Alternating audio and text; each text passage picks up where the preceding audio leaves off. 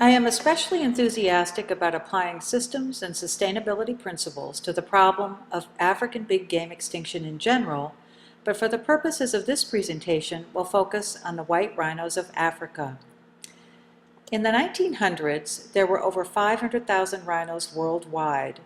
Today, of the 5 species that remain, there are less than 29,000. There are many contributing factors to the rhino's population decline. Illegal poaching has reached all-time highs. Rhino horn rarely fetches less than $1,400 an ounce on world markets, and oftentimes much more. It has become a commodity that is more valuable than gold.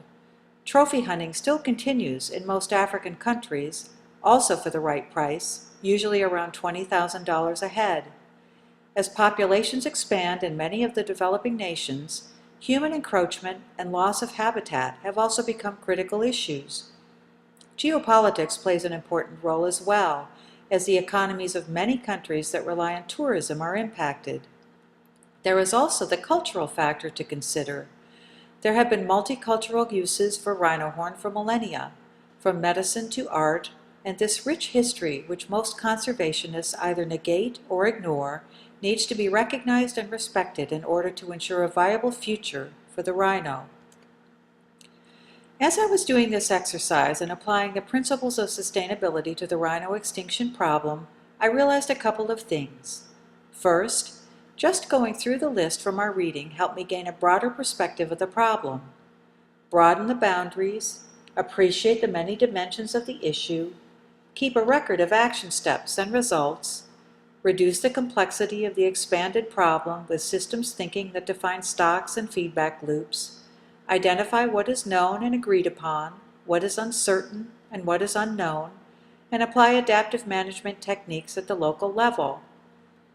As I thought into it more, the first item on the list stood out, and I realized that broadening the boundaries of the problem would allow me to envision solutions I hadn't thought of before. While the contributing factors are distinct systems in and of themselves, each with its own unique characteristics, poaching is perhaps the biggest problem among them. Just by widening our perspective, we can see that the poaching crisis includes recognizing that the poaching problem is a system with far-reaching elements and that it is nonlinear, that there is a criminal element as most rhino horn trade is illegal and sold on black markets, that there are geopolitical implications involving vast governments and economies, that there is local involvement as impoverished people try to support themselves and their families, and that there is a cultural and artistic element to be considered when rhino horn supports artistic traditions that have been in Asian cultures for millennia. Rhino horn poaching has had a dramatic rise since 2000 and exponentially since 2005. In South Africa alone, in the year 2000, there were only 6 white rhino deaths from poaching, whereas in 2013 there were already 688. This is tragic when one considers that in less than a year, in one African country alone, 2.4% of the total world rhino population has been decimated. So what is rhino horn used for, and why has the demand increased so much in recent years? Most of us already know that it is used extensively in Chinese traditional medicine as anti-cancer agents and to alleviate fever. Less known is that in Yemen and other parts of the Middle East it is used for ornately carved hilts on curved daggers known as jambiya. Jambiya are an important part of Yemen culture and have been in use for many centuries as a sign of manhood and in various ritualistic settings. A hilt made of rhino horn is among the most valuable and prestigious of daggers. Rhino horn, like the elephant's ivory, is also used for statuary, religious icons, and various works of art in Asian cultures. Rhino horn has been used for these purposes in China, for example, since the 7th century AD, and in Vietnam there are ancient carving traditions that have been passed on for centuries from father to son which are still practiced today.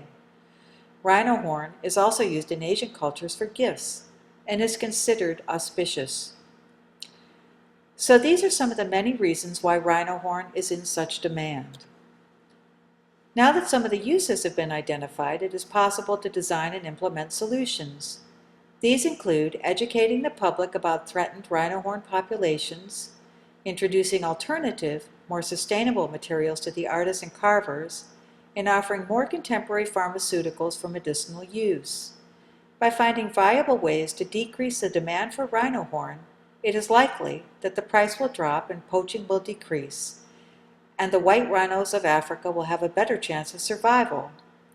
And we can see that a systems approach is required to more easily compartmentalize the problems into manageable, adaptive, step-by-step solutions. Even though there is much more to say, I will end it here with a reminder to myself that no matter where I go and no matter what I do, it's all about the animals. Thanks for listening.